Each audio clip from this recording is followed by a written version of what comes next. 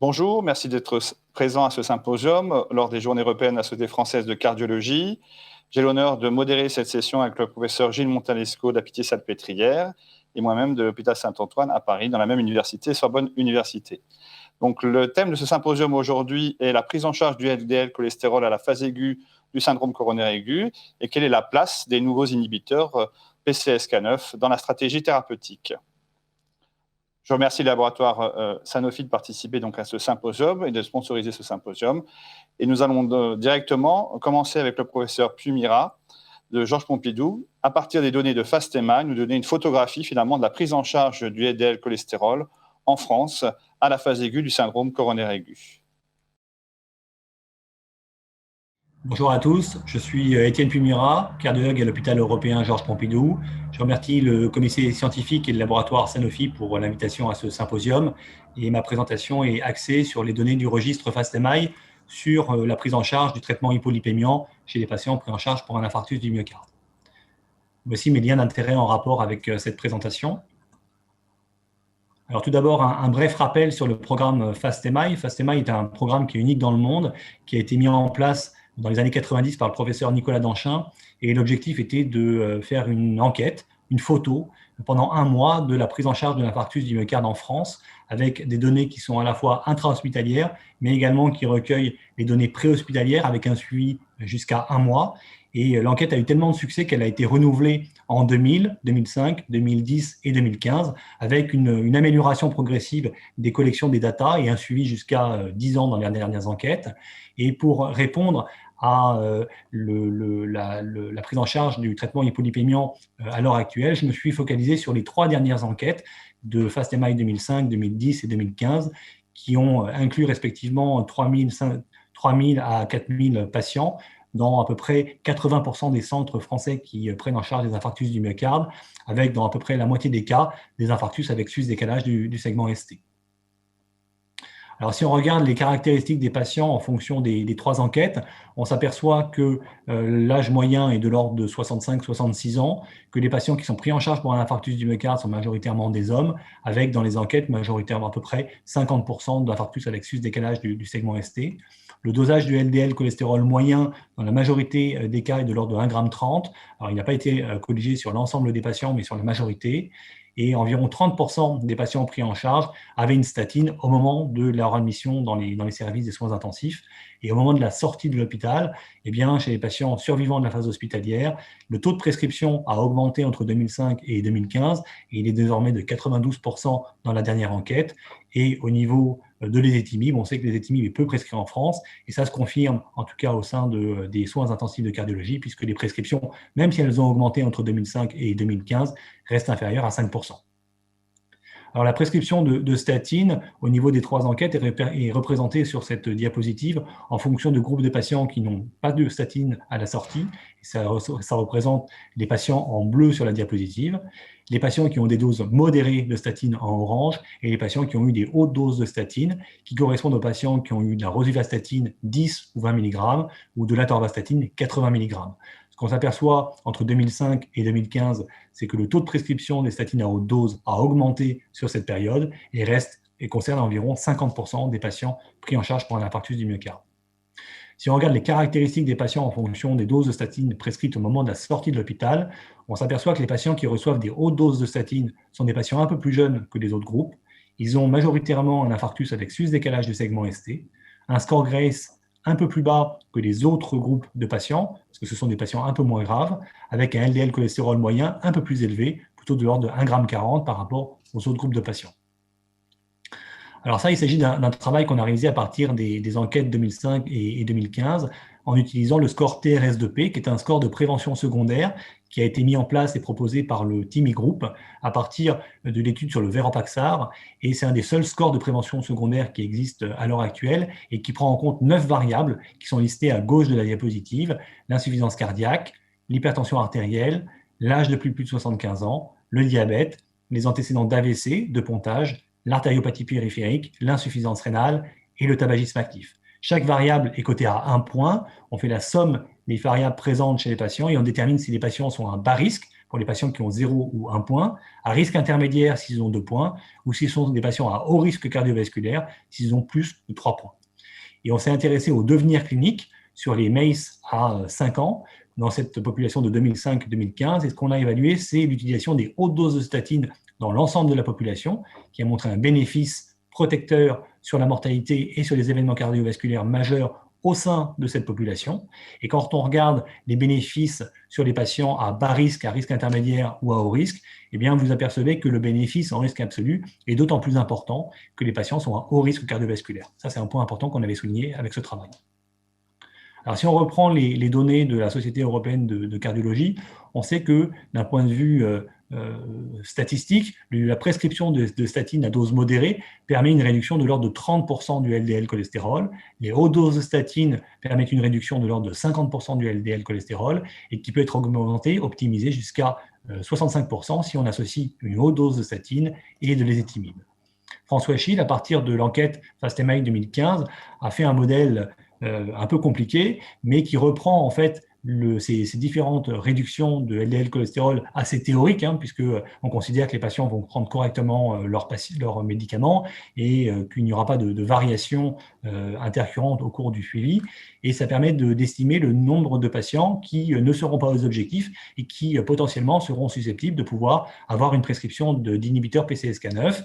Et si on prend cet algorithme basé sur les réductions théoriques du LDL cholestérol qu'on a évoqué précédemment, eh bien on peut estimer qu'au cours de la première année, environ 16% des patients pris en charge pour un infarctus du myocarde en France seraient éligibles aux inhibiteurs PCSK9.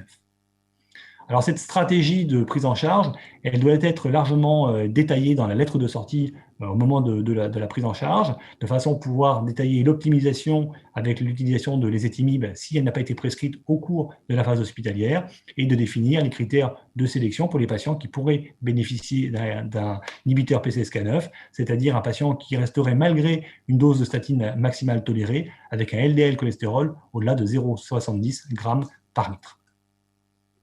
En conclusion, les données de FAST-MI montrent que, à l'heure actuelle, les statines à haute dose sont prescrites dans l'ordre de 50% des patients pris en charge pour un infarctus du myocarde, que ces hautes doses de statines, elles sont associées à une réduction des événements cardiovasculaires à 5 ans, avec un bénéfice qui sera d'autant plus important que les patients sont à haut risque cardiovasculaire, que l'utilisation des hautes doses de statine et des ézetimibe sont finalement assez peu prescrites à la sortie de l'hôpital, alors que ça pourrait représenter vraiment le gold standard pour essayer d'être le plus optimal possible dans la prise en charge du traitement hypolipémiant.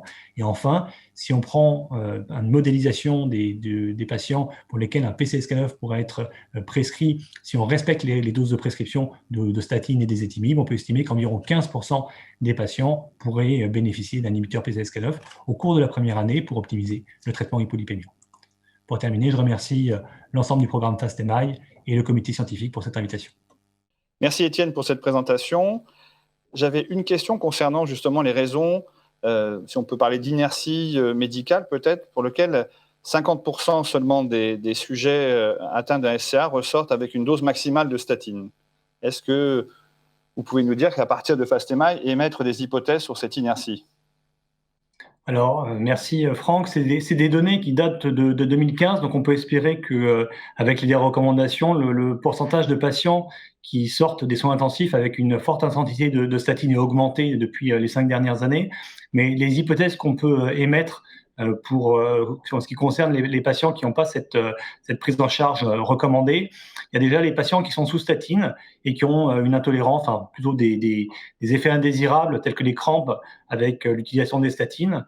Il y a un certain nombre de patients également qui sont récalcitrants à l'utilisation de ces molécules à cause du contexte médiatique contre les statines. Et puis, il y a également un certain nombre de praticiens qui considèrent que 20 ou 40 mg d'atorvastatine, c'est déjà pas mal et que peut-être qu'on peut commencer par cette dose-là et qu'il manque peut-être un peu de conviction sur l'utilisation de ces très fortes doses de statine avec éventuellement qui pourraient être associées à des effets indésirables tels que des crampes ou d'autres effets.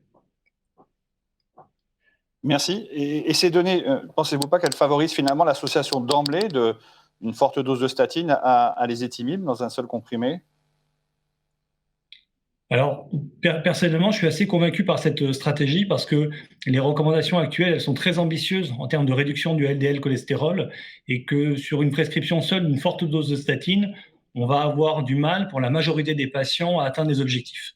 Et donc, quelque part, de l'utilisation d'un combo d'emblée, à mon avis, est assez simple à utiliser, ne sera pas forcément associé à plus d'effets indésirables. Et donc, une association de forte dose de statine avec de l'ézetimibe me paraît aujourd'hui une recommandation la plus pratique à faire pour la majorité des patients.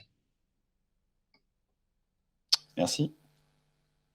Très bien, ben merci. On va sans doute passer maintenant à la deuxième présentation et j'invite le professeur Steig de l'hôpital Bichat à donner cette présentation sur la prise en charge du LDL cholestérol en post-syndrome coronaire aigu avec une double question: quel traitement et quelle cible de LDL cholestérol?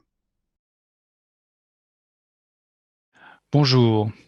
Aujourd'hui, je vais vous parler de la prise en charge du LDL cholestérol après syndrome coronarien aigu et évoquer quel traitement et quelle cible de LDL cholestérol. Alors, vous allez voir qu'en fait, avec les nouvelles recommandations de la Société européenne de cardiologie et de la Société européenne d'athérosclérose, les choses ont évolué, mais en même temps, elles restent assez simples. Que nous disent ces nouvelles recommandations? Eh bien, d'abord, elles nous disent que les cibles de LDL cholestérol chez les patients après syndrome coronarien aigu, qui sont définis comme un des sous-groupes à très haut risque, sont deux cibles. D'une part, d'obtenir une baisse de au moins 50% du LDL cholestérol par rapport aux valeurs de départ, et d'autre part, d'atteindre une cible de LDL cholestérol inférieure à 1,4 mmol, soit 55 mg par décilitre, ce qui est plus ambitieux que la cible traditionnelle qui est celle de 1,8 mmol ou 70 mg par décilitre. Et donc, les cibles ont été abaissées par les recommandations européennes. Et les recommandations vont plus loin, car elles nous disent également que chez les patients à très très haut risque, ceux qui par exemple ont eu 2 événements en un espace de 2 ans ou moins, la cible devrait même être encore plus basse, à 40 mg par décilitre, soit 1 mmol par litre de LDL cholestérol. Et ça se traduit dans les recommandations par le texte suivant.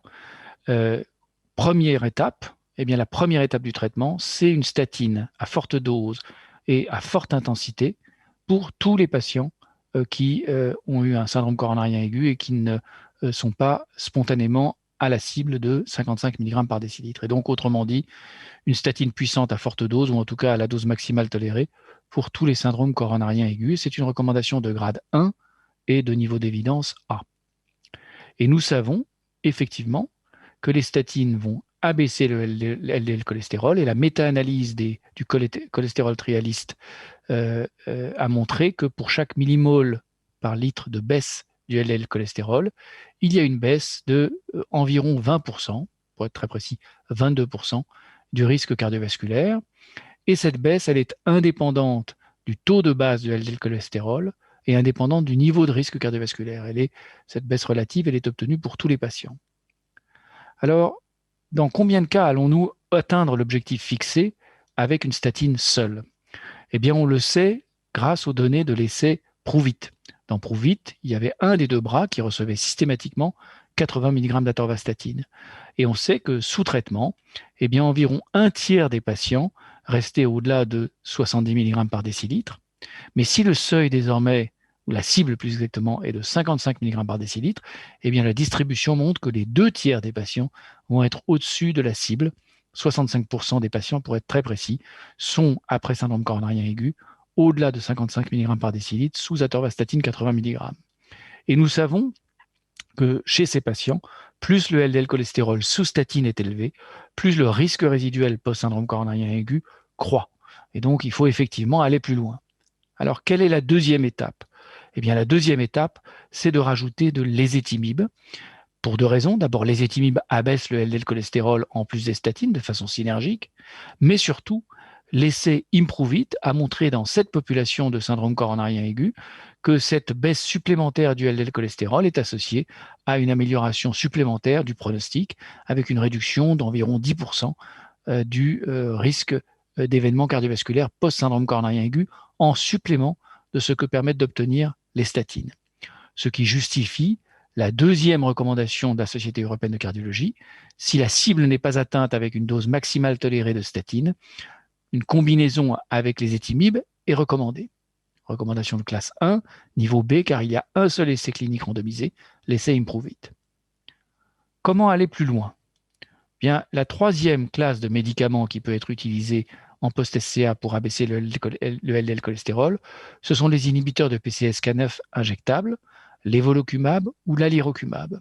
Nous savons que ces médicaments permettent d'obtenir, avec une injection toutes les 2 ou toutes les 4 semaines par voie sous-cutanée, une baisse prolongée et prononcée du taux de LDL cholestérol, comme on peut le voir dans les 2 études Osler et Odyssey long terme, et on voit que la baisse est de l'ordre de 50 à 60%, voire plus, et qu'elle se maintient au fil du temps.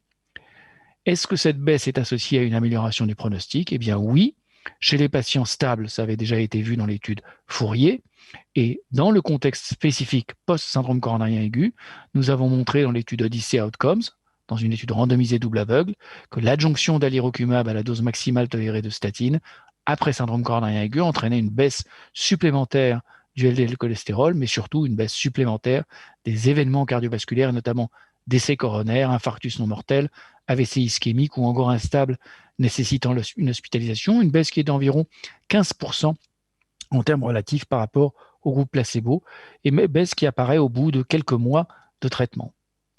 On observe également que la mortalité totale est également plus faible dans le groupe traité par l'irocumab.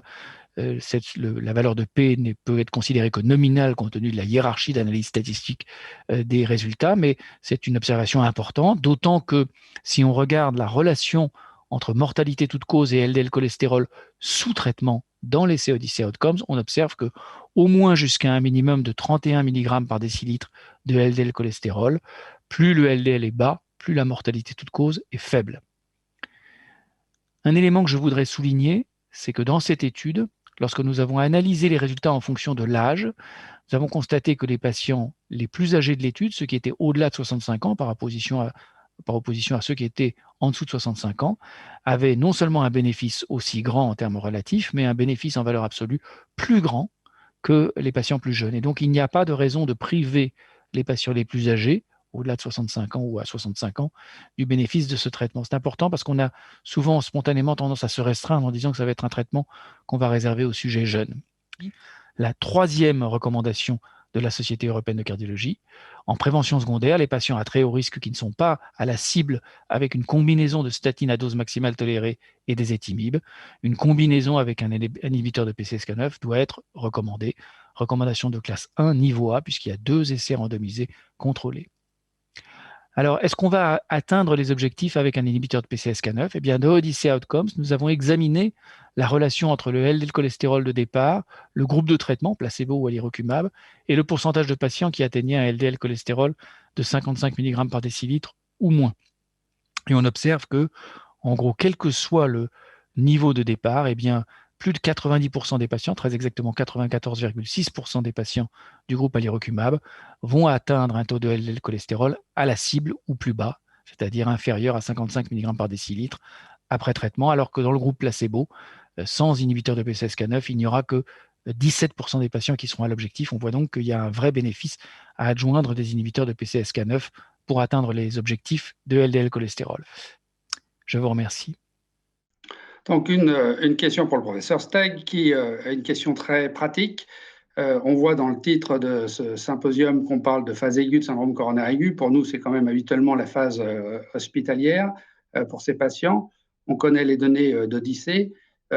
Qu'en est-il exactement du moment de prescription des PCSK9? Est-ce que c'est une démarche de consultation à distance, une fois qu'on a fait le maximum avec les autres médicaments, ou est-ce qu'on peut s'autoriser à une prescription plus précoce, peut-être hospitalière?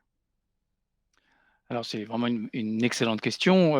Indiscutablement, les preuves que nous avons du bénéfice clinique des inhibiteurs de PCSK9 après un syndrome coronarien aigu, elles sont dans le contexte d'une initiation à distance, quelques semaines après le syndrome coronarien aigu, une fois qu'on s'est donné les moyens d'examiner l'effet des statines ou de l'ézetimibe sur le LDL cholestérol. Et la démarche qui est recommandée par les guidelines européennes et américaines, c'est une démarche par étapes où on donne d'abord une statine, on rajoute éventuellement les étimibes, et ensuite, si on n'est pas à l'objectif, on rajoute un inhibiteur de PCSK9. Néanmoins, nous savons que, d'une part, les médicaments qui sont initiés pendant la période hospitalière ont une bien meilleure chance d'être initiés à cause de l'inertie thérapeutique et d'être pris par les patients parce qu'ils ont été initiés précisément pendant la phase aiguë. Deuxièmement, il y a des patients pour lesquels nous savons d'emblée que le niveau de LDL cholestérol auquel ils sont ou les traitements qu'ils prenaient avant un syndrome coronarien aigu font qu'ils ne sont pas à l'objectif. Des patients qui sont déjà sous statine à forte dose ou sous statine et ézetimibe avant même leur syndrome coronarien aigu. Et évidemment, on serait tenté de proposer à ces patients d'emblée un inhibiteur de PCSK9. Et donc la question se pose de savoir quelle est la sécurité de l'initiation précoce.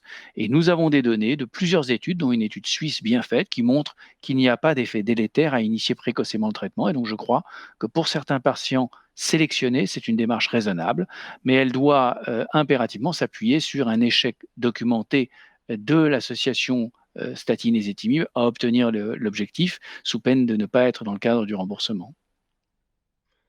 Alors, un syndrome coronaire aigu hospitalisé parce que le patient en est à son deuxième ou troisième événement, sous traitement maximal par statine ézetimibe, pas à la cible. Est-ce qu'on peut commencer avec un inhibiteur de PCSK9 dans ce contexte particulier, dès la phase hospitalière, avec une cible d'ailleurs qui sera peut-être un peu différente de celle des autres patients avec un syndrome de novo?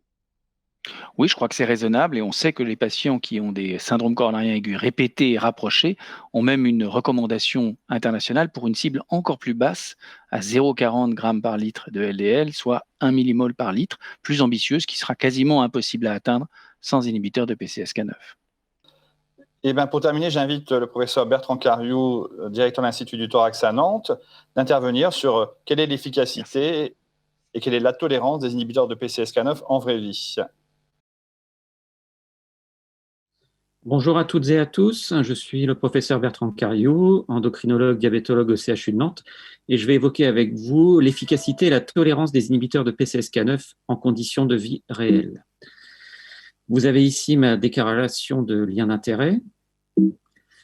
Donc, on sait très bien que malgré les traitements à notre disposition, et notamment les statines, peu de patients dans la vraie vie atteignent les cibles de LDL cholestérol, qui est la cible prioritaire des dyslipidémies. En effet, quand on regarde ces données d'environ les années 2010, on peut voir que chez les patients à haut risque cardiovasculaire, on se rend compte que 23% n'atteignent pas l'objectif de moins de 1 g par litre et une très grosse majorité, 3/4, n'atteignent pas l'objectif de moins de 0,7. Donc sans parler de l'objectif actuel de 0,55 g. Et cet objectif est encore plus difficile à atteindre et on comprend pourquoi chez les patients qui ont une hypercholestérolémie familiale d'origine génétique, étant donné que les taux de départ de LDL cholestérol sont plus élevés. Et dans cette population, on a 80% des patients qui ne sont pas à l'objectif. Une donnée récente justement du registre espagnol des patients ayant une hypercholestérolémie, le registre CEFHEART, montre que simplement 22% des patients ayant une hypercholestérolémie familiale atteignent un objectif de moins de 1 g par litre de LDL cholestérol, qu'ils soient en prévention primaire ou secondaire. Dans ces conditions, l'arrivée des inhibiteurs de PCSK9 est une opportunité puisque cela nous donne une arme supplémentaire pour atteindre l'objectif. En effet, quand on regarde les recommandations de l'EAS et de l'ESC de 2019, vous voyez ici sur cette figure la baisse espérée qu'on peut obtenir avec les différents traitements, donc de l'ordre de 50% pour une statine de forte intensité, 65% quand on l'associe à de l'ézetimibe, et les inhibiteurs de PCSK9 diminuent de 60% le LDL cholestérol et on peut, lorsqu'on combine l'ensemble de ces traitements, atteindre une baisse de 85%. Donc, ces données ont été issues essentiellement d'essais randomisés. Donc, je vous mets ici quelques exemples de méta-analyses avec les inhibiteurs de PCSK9 et vous pouvez voir que essentiellement, les inhibiteurs de PCSK9 ciblent le LDL cholestérol avec une baisse, que ce soit avec l'alirocumab ou l'évolucumab, donc les deux anticorps monoclonaux commercialement disponibles, une baisse de LDL cholestérol de l'ordre de 60%. On voit aussi une baisse qui parallèle au LDL cholestérol de l'apolipoprotéine B, et de façon plus intéressante, puisque c'est la seule classe thérapeutique à notre disposition qui a une efficacité sur cette lipoprotéine particulière, qui est la L-peptida. Donc, vous savez que quand elle est élevée, elle donne un risque cardiovasculaire supplémentaire. En revanche, on a un effet qui est modeste, voire on va dire neutre, sur les triglycérides et le HDL cholestérol. Alors, au-delà, bien entendu, de la baisse de LDL cholestérol liée aux anticorps anti-PCSK9, on a évidemment une diminution des événements cardiovasculaires dans cette méta-analyse publiée l'année dernière dans l'European Heart Journal. Vous voyez une diminution de la mortalité toute cause avec l'alirocumab, essentiellement liée aux résultats d'Odyssey Outcome, et pas avec l'évolucumab dans Fourier, mais en revanche, on retrouve une baisse significative des infarctus du myocarde et des AVC, que ce soit avec l'évolucumab ou avec l'alirocumab. En parallèle, on a aussi des données de tolérance et de safety dans ces essais randomisés, et vous pouvez voir qu'il n'y a pas de surrisque de diabète, pas de surrisque d'AVC hémorragique, qui sont des problèmes de tolérance qu'on avait pu observer ou pour lesquels il y avait pu avoir des discussions avec les fortes doses de statine, qui ne sont pas observées avec les inhibiteurs de PCSK9. Le seul événement significativement retrouvé comme étant associé aux inhibiteurs de PCSK9 sont les réactions locales au site d'injection. Donc ça, ce sont des données, encore une fois, d'essais randomisés. Donc qu'en est-il dans la vraie vie ? Donc je vais vous parler, pour finir cette présentation, de l'étude Odyssey Uprise, qui est une étude de phase 3B très particulière puisqu'elle va permettre de voir l'efficacité et surtout la tolérance de l'alirocumab dans des conditions de vie réelles. Donc c'est une étude en ouvert qui a été conduite en Europe et au Canada dans 3 types de populations, donc des patients ayant une hypercholestérolémie familiale qui n'était pas l'objectif de LDL, qu'ils soient en prévention primaire ou en prévention secondaire, avec un LDL cholestérol à plus d'1,30 g au minimum, des patients qui n'avaient une hypercholestérolémie non génétique, mais en prévention secondaire, avec encore un LDL à plus d'1,30 g, et puis des patients qui avaient des récidives de maladies cardiovasculaires, des maladies progressives athéromateuses, avec un LDL à plus de 1 g, sous traitement maximal toléré par statine et ézetimibe. Donc l'alirocumab était commencé à 75 ou 150 mg tous les 15 jours à la discrétion de l'investigateur en fonction du LDL de départ et du choix de l'investigateur. On pouvait augmenter ou diminuer la dose d'alirocumab selon également le choix de l'investigateur, et le critère primaire était la safety, et avec comme critère secondaire principal les changements du LDL cholestérol à 12 semaines. Donc dans cette étude, 994 patients inclus, 88% des patients ont fini l'étude, 636 patients avaient une hypercholestérolémie familiale, donc c'était la majorité, 76% étaient sous statine, donc 58% sous statine à forte intensité, 60% sous ézetimibe. Et le point de départ de LDL cholestérol était d'1,80 g.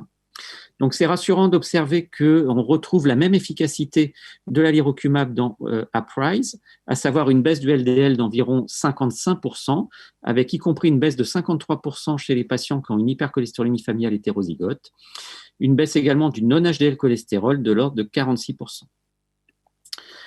Ce qui est intéressant aussi, c'est que vous voyez qu'après la première mesure à 12 semaines, on voit que l'efficacité se maintient jusqu'à 2 ans, donc il n'y a pas d'échappement, il y a vraiment un effet stable dans le temps.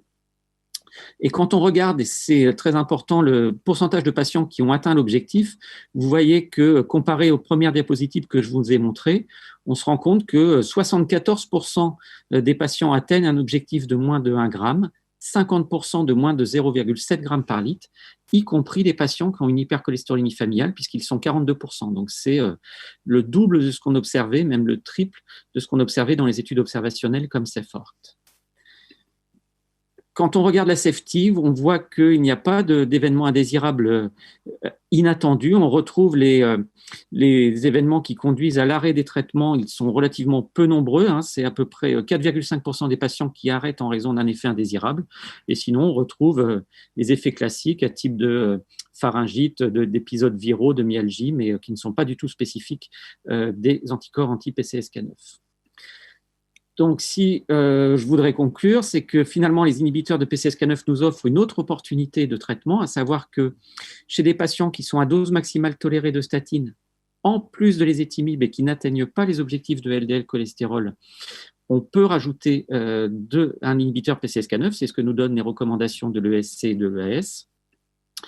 Et ce qui est intéressant aussi, c'est que maintenant, on a une autorisation de remboursement chez des patients en prévention secondaire qui ont un LDL cholestérol à plus de 0,70 g, sous statine à dose maximale tolérée, avec de l'ézetimibe, et donc qui valide la place des inhibiteurs PCSK9 en 3e intention. Je vous remercie de votre attention. Merci, professeur Cariou. J'avais une question pour vous. Concernant la tolérance et l'efficacité, mais est-ce qu'on peut parler d'efficacité peut-être chez les patients âgés de plus de 75 ans? En effet, je crois quand on regarde Odyssée et Fourier, il y a moins de 10% de patients inclus qui ont plus de 75 ans, alors que normalement, ces patients font plus d'un tiers des patients présentant un syndrome coronaire aigu. Donc, est-ce qu'on a la même efficacité? J'avais deux questions dans une. Est-ce qu'on a la même efficacité chez les patients âgés de plus de 75 ans? Et qu'en est-il de la tolérance chez ces patients? Merci beaucoup pour cette question. À ma connaissance, donc il n'y a pas d'essai dédié spécifiquement dans cette population âgée. Il y a eu des analyses en sous-groupe qui recherchent éventuellement des interactions, alors qui étaient à mon avis avec un seuil à plus ou moins de 65 ans, où il n'y avait pas d'interaction positive liée à l'efficacité. Donc l'efficacité est préservée. Après, on voit, il y avait quelques patients qui étaient âgés également dans l'étude Uprise, et il n'y a pas de signaux particuliers chez le sujet âgé, que ce soit en termes de réaction allergique, mais la tolérance est quand même très très bonne, avec peut-être même une possibilité chez ces patients-là où souvent les doses de statine sont plus faibles d'atteindre l'objectif. Donc, mais ça nécessiterait à mon avis aussi peut-être des essais cliniques dédiés, pas forcément de grande ampleur, mais au moins pour voir à la fois l'efficacité sur le LDL cholestérol et puis la safety à long terme. Merci. Donc, on comprend bien pourquoi il y a eu une levée finalement de la restriction sur le remboursement des plus de 75 ans qui initialement avait été, entre guillemets, exclu du remboursement de ces molécules. Donc maintenant, il n'y a plus de limitation au remboursement dans le post-SCA pour ces patients âgés. Exactement. Puis après, on avait quand même aussi les données de l'étude des Binghaus, donc la sous-étude de Fourier sur les troubles cognitifs, regardés en prospectif, où on voyait que même en atteignant des taux très bas de LDL cholestérol, il n'y avait pas de problème cognitif. Donc de ce côté-là, par rapport à cet aspect de safety, on est rassuré. Donc après, notamment chez des patients qui sont déjà en prévention secondaire, ils n'ont pas à être privés d'un traitement, je dirais, efficace et bien toléré. Merci, professeur Cariou. Très bien, merci à tous les orateurs pour leurs exposés, pour les réponses aux questions sur ce symposium. Merci à tous de vous être connectés pour discuter de ces nouvelles cibles de LDL cholestérol, de ces nouveaux médicaments pour faire baisser le LDL cholestérol, pour le type de patient qu'il va falloir traiter, même si, vous l'avez compris, ça va débuter avec une phase administrative un peu lourde pour prescrire ces médicaments, et qui est bien évidemment un peu gênante pour le prescripteur, mais c'est pour le bénéfice de tous les patients qui en ont besoin. Voilà, merci encore à tous et à bientôt.